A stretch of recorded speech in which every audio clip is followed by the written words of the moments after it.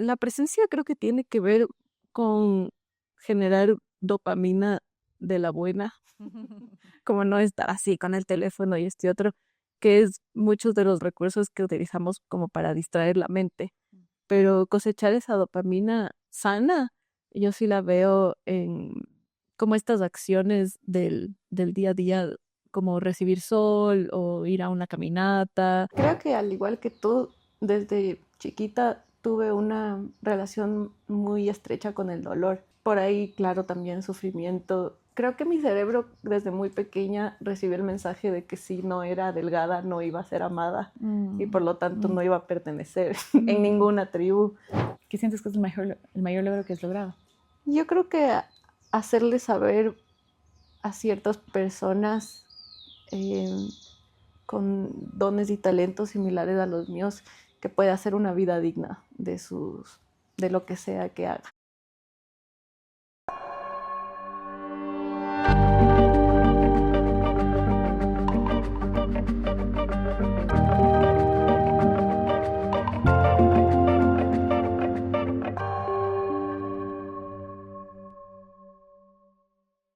Bienvenidos Pa' Dentro con Valentina Yaman. En este episodio tengo a una amiga súper especial que, más allá de ser una artista y una diseñadora absolutamente fantástica, es un ser humano inigualable. Y vamos a tener una conversación donde ella no solo se presenta con todos sus éxitos, sino entra en lo que ha sido su historia y nos cuenta un poco de su camino al estar en el ahora presente, a trabajar y cómo ha navegado sus identidades desde cómo se fue construyendo sus identidades de chiquita a cómo estas la fueron rescatando y con eso utilizó su regalo para servir al mundo. Y vamos hablando también de temas un poco de los dolores que fue viviendo y cómo el arte fue su refugio, donde pudo encontrar la sabiduría para transformar estas cosas. Este primer episodio es mágico y espero que te guste. Ven y escúchanos en Pa' Dentro con Valentina Yaman. Luna querida, bienvenida a Pa' Dentro con Valentina Yaman. Gracias por ser parte de todo esto, desde el naming hasta todo lo que va a tomar forma aquí. Y sobre todo gracias por aceptar un espacio donde podemos conversar frente a cámaras un poquito de las conversaciones que tenemos atrás. Es difícil estar con cámaras, a mí me parece chanchazo, así que te invito a que les olvidemos que están ahí y que permitamos que esta conversación fluya, porque yo digo, esto no es por nosotros. A cada invitado que tengo aquí no es por el invitado, no es por mí, es porque tienen un regalo tan profundo que compartir, que no es algo que necesariamente todo el mundo puede ver. O sea, no está necesariamente en tu trabajo a diario, sino es eso que generalmente guardamos para los terapeutas o para los amigos íntimos. Y en la medida de lo prudente, quiero que este sea un espacio donde algo de eso pueda salir, porque eres una joya y yo he tenido la capacidad de saborear un poquito de eso y es un elixir. Así que lo que vaya a venir, que venga en buena bondad y solo que fluya. Gracias a ti, más bien cualquier excusa para conversar contigo es buenísima. En este caso hemos trabajado, pero yo creo que hemos ido cosechando cosas muy interesantes para ambas. Entonces yo feliz y súper agradecida de contar contigo en esta Gracias, invitación. A María José le digo Luna a veces por uno de los hermosos proyectos que tiene, que ya nos contará. Así que si le digo Majo, Luna, por ahí es la misma persona o varias de las personas que existen en ti. Sí, tengo algunas vidas, algunas identidades, Totalmente. nombres. Verás, una de las preguntas que me encanta comenzar es siempre saber si serías un animal, ¿qué serías y por qué? Ay, yo creo que una mantarraya. Wow, son por. Me encantan. Bueno, una vez tuve la oportunidad de ver una de cerca porque aprendí a bucear. Aprendí a bucear antes de aprender a manejar. Wow. Como el mar me estaba llamando. Como este creo que es mi alimento, el agua. Y vi una mantarraya de cerca y su mirada fue así como que había visto cosas, esa mantarraya.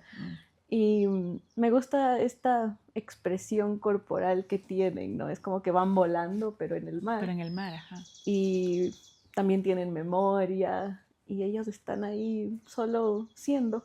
Entonces creo que sería una mantarraya, pero precisamente por ese momento que viví. como que nos conectamos y supe que en alguna otra vida yo podría ser alguna de ellas. Hubo un momento ahí de identificación muy bello. La imagen de Moana, ¿te viste la película Moana de Disney? De la mantarraya, esa sabiduría de la abuela ahí. Pero me resuena también que dices la expresión corporal, porque vuela en el agua. Y yo siento que de alguna manera eso es lo que haces tú en la vida. Que no eres necesariamente un animal muy terrestre de aquí, no eres muy de aquí. Y sin embargo, has aprendido a volar en la sociedad, a nadar en este espacio donde la mayoría de gente puede sobrevivir con facilidad. Y en cambio hay seres que son mucho más sensibles, como tú, como yo, que han aprendido a generar una expresión corporal diferente y aprender a navegar el mundo desde ahí. ¿Te resuena un poco esto? Sí, creo que al final todo se resume en esta danza y cómo manejas esta danza desde que comienza el día hasta que se acaba. Hay un poquito de técnica, pero también hay un poquito de tu esencia, pero al mismo tiempo también está tu punto de vista, tu perspectiva, tus ganas de hacer las cosas y ese equilibrio, ¿no? Entre también ser súper ordenada y luego no tanto, y luego trabajar duro y luego ya no querer pararte de la cama. ¿Cómo sería un día perfecto para ti? Sin alarmas. ¿Cómo estar sin alarmas? Sin alarmas en absoluto.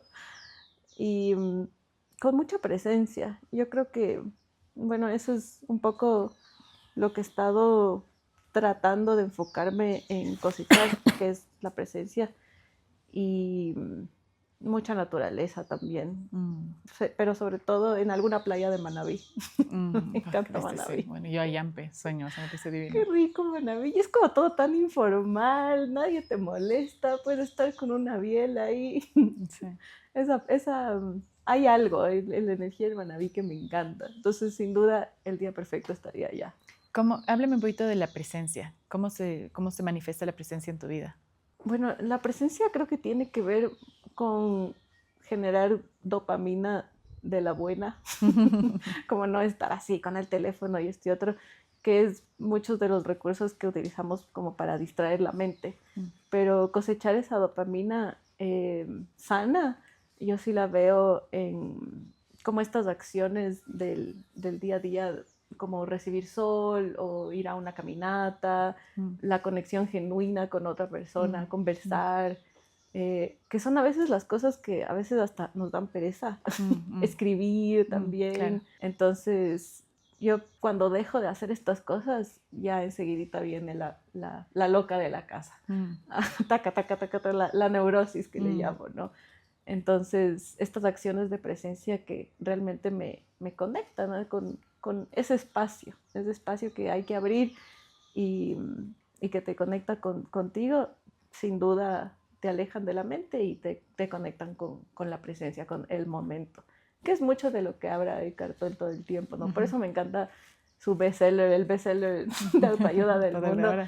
En realidad tiene un nombre increíble, que es El poder de la hora. O sea, ya con eso está diciéndote todo. O sea, porque el libro se llama El poder de la hora y con eso ya te dice todo.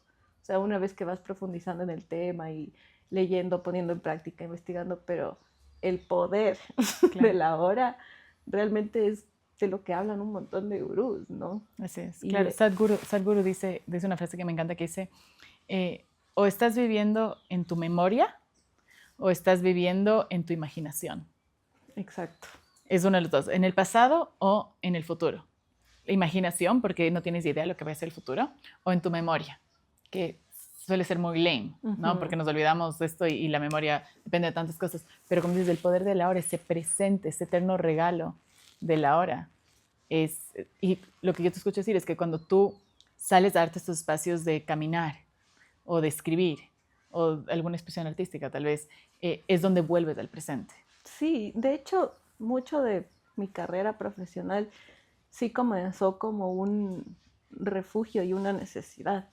A mí me gustaba mucho tener la necesidad de hacer como las mismas líneas, porque yo sentía que era como bueno, ahora me doy cuenta, ¿no? En ese entonces solo lo hacía casi que como una necesidad, pero yo sentía que mi mente descansaba y que podía desconectarme un poco de la locura de mi cabeza, que por supuesto siempre se está comparando, siempre quiere más, nunca está satisfecha, el diálogo interno es una pesadilla. Yo he luchado mucho con eso y me di cuenta que la única manera como de bajarle el tono a eso, siempre estaba ahí, pero se bajaba un poco el tono a eso con esta meditación contemplativa que te dan las manualidades. Cortar Qué lindo, ¿no? papelito. Contemplación meditativa que te dan las manualidades. Es una hermosa manera de... Sí, o sea, que es al final una práctica. Igual a veces da pereza o no quieres o no tienes tiempo, pero cuando estás inmersa en el trabajo manual o artesanal, ya como que existe una desconexión con esa mente. Pero hay algo que tú acabas de mencionar que a mí me resuena mucho y también me recuerda, o sea, respiro un poco profundo porque me recuerda a ciertos momentos en mi camino de expresión artística que fueron difíciles. Y es que mucho de mi camino al arte fue buscar un espacio de refugio. Fue un lugar donde el arte no era común en el círculo en el que yo me rodeaba. No era un lugar, o sea, nadie era artista. Y yo lo comencé para sanarme, porque me estaba ahogando. No tenía otra manera de expresarlo. Y me estaba enfermando. Es más, estaba súper enferma. Me habían diagnosticado con depresión, con hipotiroidismo, con diabetes, ya ni me acuerdo con qué más. Pero estaba hecho un desastre. Y iba al arte a mover sin tener idea qué hacer, pero solo para expresarme. Y cuando estaba en ese momento, que era súper catalizador, después de unos años de hacerlo, comencé a caer en un lugar tricky, que era que me gustaba el drama que se me permitía vivir de artista. Y me di cuenta que había como un tipo de adicción en el mundo de los artistas a estar en este espacio artístico desde, no sé, desde esa expresión que no era solo del vacío que existe, sino también del drama que hay en esto. Y era una adicción como al drama de eso. Y ahí eso me ayudaba a sentirme valorada. Y era súper extraño. No sé si te ha pasado, no sé si has vivido eso a ti o te resuena de alguna manera. Sí, total. Creo que es muy general, es muy común romantizar al dolor cuando te gusta el arte. Y eso es súper peligroso. Eso es súper peligroso porque en realidad es lo contrario. Yo lo veo como muy similar a Dios. O sea, como te hacen acercarte a Dios o a una figura de un Dios que es castigador y que te va a retar y no te va a aceptar. Y la gente tiene como esta percepción de Dios que para mí también la contraparte de eso sería un Dios muy amoroso. Y ese es el Dios en el que yo creo y ese es el Dios que a mí me manda un montón de, no obstáculos, sino más bien aprendizajes. Y lo mismo es el arte. O sea, el arte a mí me da refugio y me da sanación, no me da dolor y enfermedad. Claro. Eso es tan hermoso porque sí tenemos esta idea del Dalí. Y como tú dices, se ha romantizado eso y un poco se explota eso también en el mundo artístico. ¿Y qué pasa si es un lugar de presencia? A mí una de las cosas que me encantó desde la primera vez que conversé contigo es que yo decía, esta mujer, a pesar de tener esa sensibilidad para capturar las cosas que la mayoría de gente no puede capturar, que no le alcanza a ver, que no le alcanza, tú tienes esa, es como que te puede hacer un download, ¿no? Tal vez se me acaba de venir la imagen de que como eres mantarraya, tienes la capacidad de sacar el agua del aire, ¿sabes? Esas cosas que nosotros no podemos ver el agua, pero está ahí. Pero tú tienes esa capacidad de manifestar esas cosas divinas, pero que lo habías hecho con cierto, no quiero decir orden, porque no creo que esa es la palabra, pero con cierta disciplina de buscarte a ti misma. ¿Nos quieres contar un poquito cómo ha sido ese camino? Creo que al igual que tú, desde chiquita tuve una relación muy estrecha con el dolor. Por ahí, claro, también sufrimiento. Creo que mi cerebro desde muy pequeña recibió el mensaje de que si no era delgada no iba a ser amada y por lo tanto no iba a pertenecer en ninguna tribu. Y ya pasé la época de culparle a mi mamá, de culparle al sistema, de culparle a absolutamente todo, porque además tenía una rabia interna por todo lo que me había hecho. Dietas, pastillas, masajes, todo lo que te puedas imaginar. Yo de hecho empecé a trabajar para pagarme un montón de tratamientos para lograr ser flaca, que era mi único objetivo en la vida. O sea, yo si no cumplía eso, porque además mi mente también es como muy obsesiva. Entonces con eso también empecé a analizarme.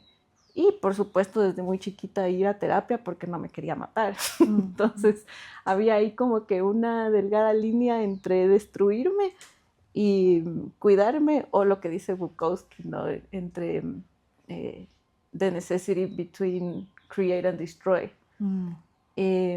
Pero ya después de que pasé toda esa etapa, finalmente dije, bueno, así va a ser mi vida, ¿no? Y tomaba pastillas y hacía esto y este otro. Tenía una relación, aparte que era súper tóxica, entonces yo tenía como mis mascaritas y detrás de eso también tenía como mi trabajo.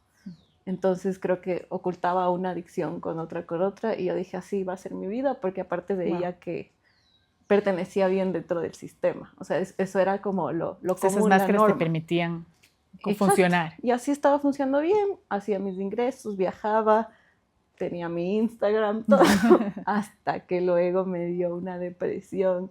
Como que sí sentí que llegó un punto en el que el cuerpo podía seguir, pero el alma dijo, no más, no más. Y de hecho ese fue como el principio del fin de esa persona.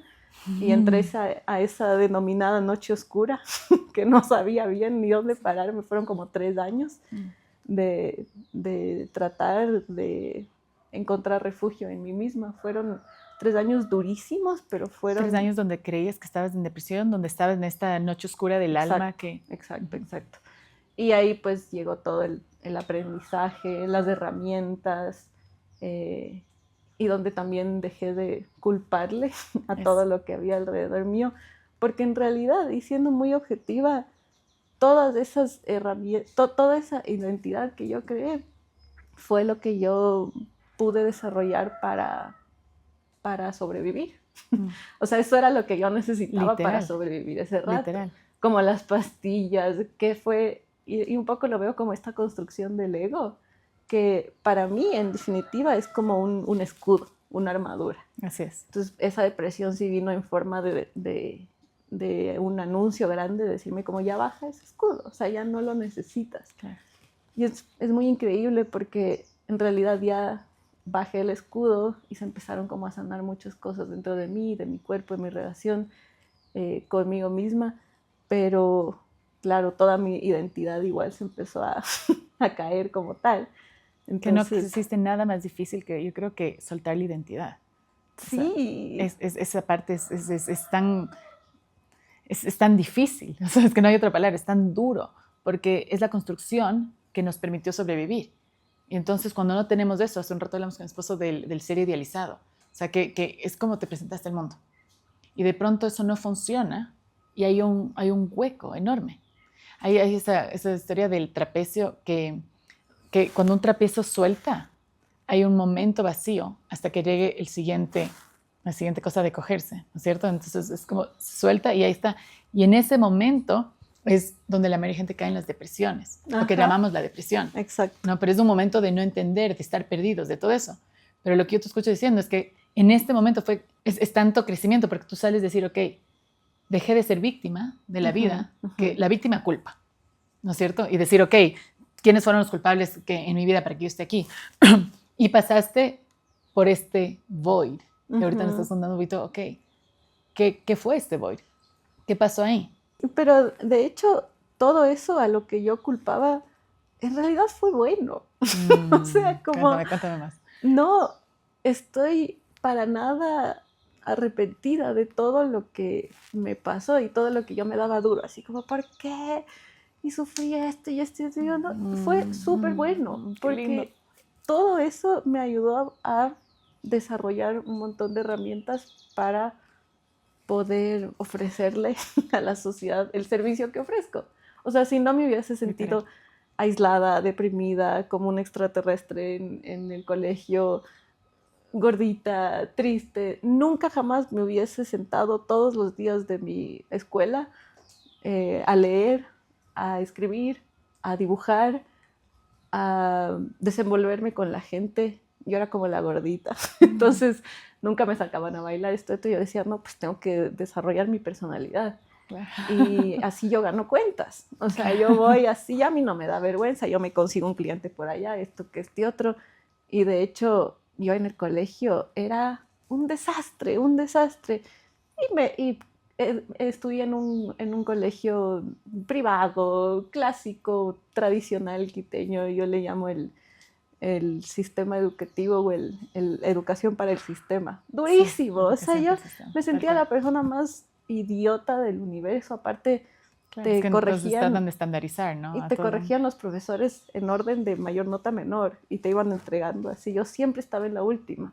O sea, yo me creía la niña más tonta del mundo. Entonces, lógicamente dije, pucha, tengo que trabajar en mi personalidad. No puedo quedarme atrás por sobrevivencia. Entonces, todas estas cositas así que me iban pasando cada año que pasa es como, y cosas hasta tan sencillas como no poder manejar, porque igual me creía tonta, entonces decía yo, ¿cómo voy a aprender a manejar?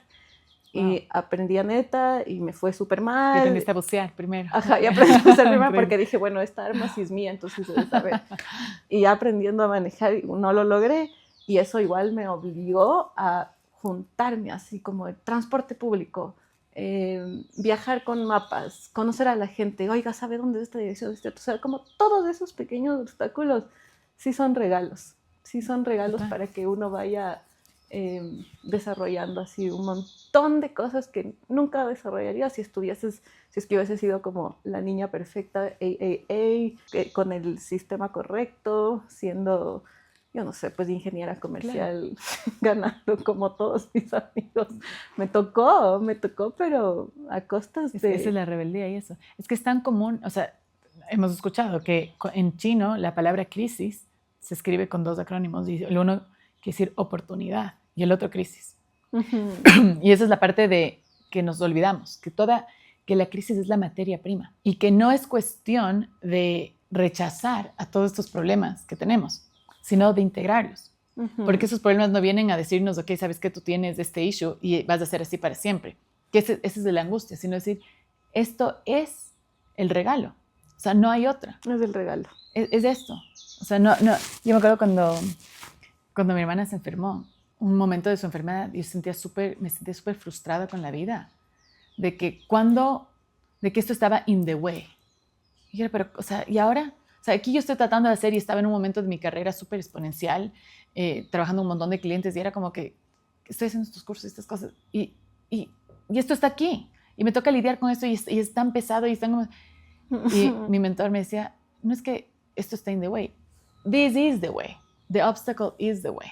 Ay, sí. Y hay ese libro hermoso de Ryan Holiday que habla de esto, pero es ese pensamiento de decir, a ver, no es evitar los obstáculos, sino es integrarlos. Y simplemente cuando me di la vuelta y dije, a ver, ¿qué es lo que está aquí? Me di cuenta que todo la materia prima de la relación con mi hermana ha sido una semilla de un roble dentro mío.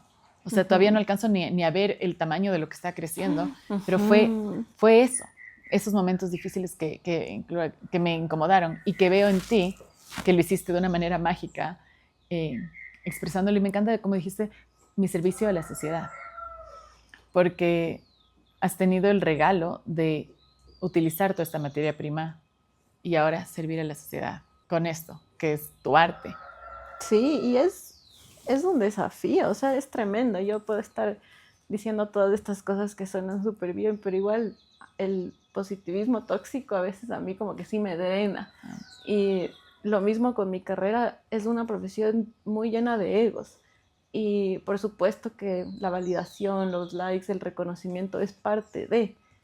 Y es muy gracioso porque digamos que yo empecé siendo la maestra de estos chicos con los que comencé a trabajar, y luego como el mundo cambia tan absolutamente rápido, por supuesto que en menos de lo que canta un gallo ellos superaron al maestro. Y ha sido un trabajo súper profundo, así de, ok, mis propuestas ya no son las mejores, mis ideas tampoco, ¿cómo podemos hacer esto en conjunto? Honrando también todo el historial, pero acordando los tiempos, siendo justos con los pagos.